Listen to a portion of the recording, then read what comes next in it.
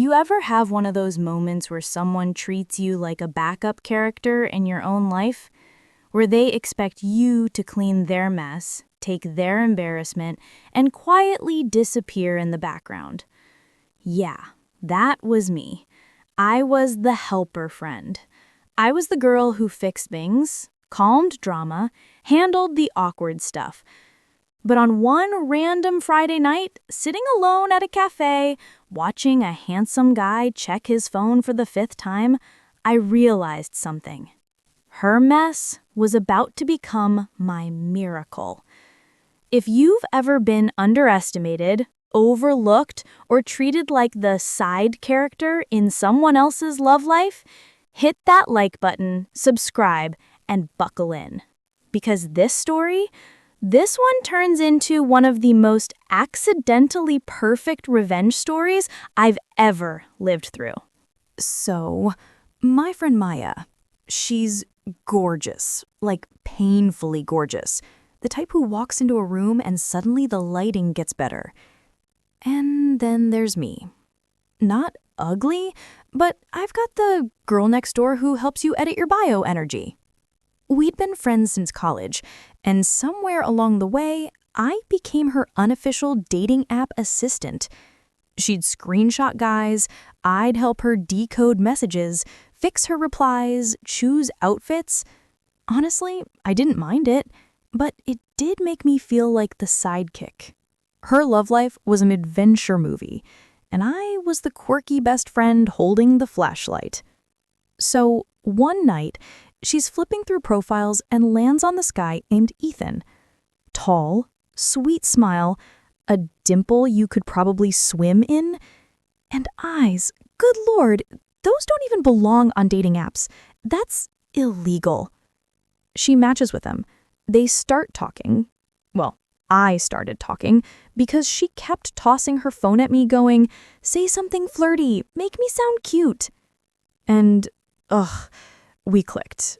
Not her and him, me and him. Every time he replied, I felt this weird flutter. But I swallowed it. It wasn't my match. Then he asks her out.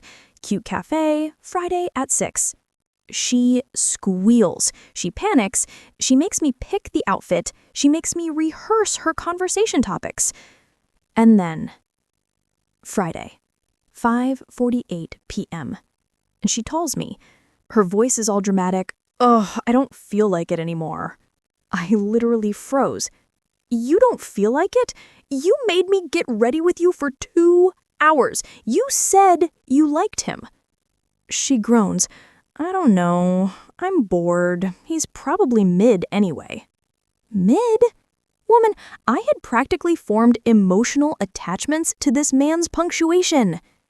Then she says the line that cracked something in me. "Text him something and cancel for me, will you? You're better with words."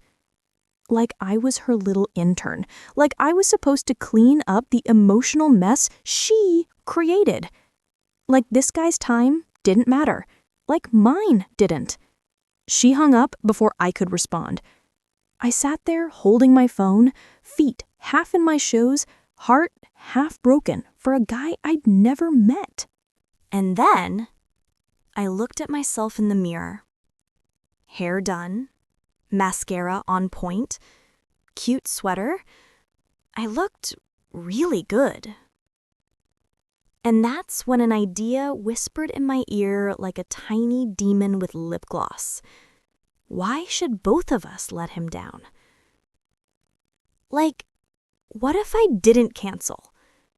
What if I just showed up? Not as her, not pretending, just as a random girl at the same cafe, sitting nearby looking like somebody else stood me up. Would it be messy? A little. Wrong? Maybe. But also, Maya bailed without a second thought. She wouldn't care, and he didn't deserve to be ghosted. And honestly, why couldn't I have one moment where I wasn't the sidekick? So I went. He was easy to spot.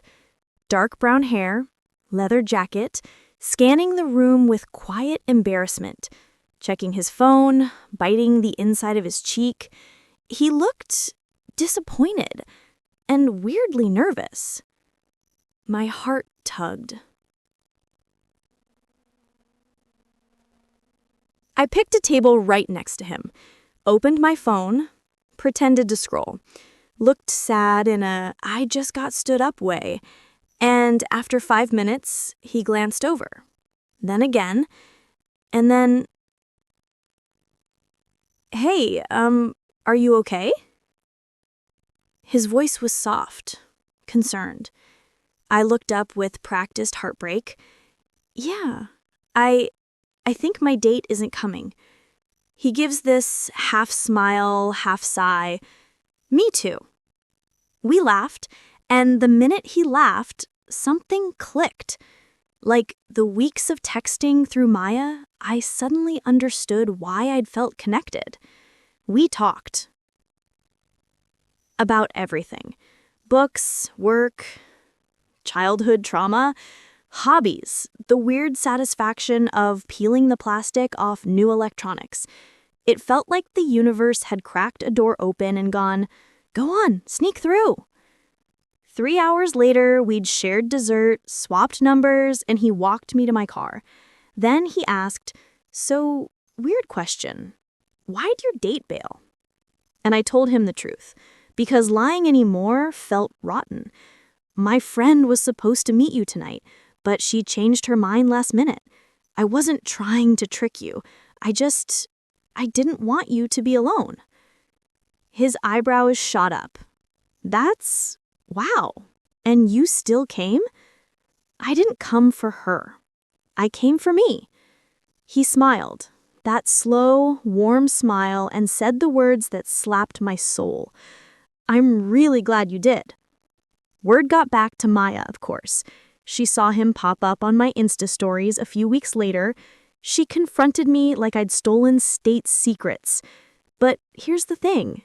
She never liked him. She never planned to go. She treated him and me like disposable background characters. So when she said, "You went on my date," I just replied, "No, you threw it away. I picked it up." She didn't talk to me for 2 months. Honestly, best silence of my life. And Ethan, well, we've been together ever since. Turns out, being the sidekick isn't permanent. Sometimes you just need one rebellious night to rewrite the entire script. When I finally realized I wasn't the side character in anyone's romance but my own, everything shifted. Maya was furious, yes. Shocked, absolutely. But that wasn't her problem anymore. Ethan saw me. The real me, not the helper friend, not the backup plan, not the girl who only existed to make someone else look good. And honestly, seeing the look on Maya's face when she realized she threw away something incredible, that was the sweetest revenge of all. Not petty, not planned, just karma with perfect timing. Life has a funny way of giving you what's meant for you, especially when someone else doesn't appreciate it. Sometimes the universe just waits for that tiny moment of courage, and then everything changes. If this story gave you chills, hit that like button and tell me in the comments, have you ever been treated like a side character and ended up surprising everyone? And of course, subscribe for more wild, emotional, revenge-filled stories every single week.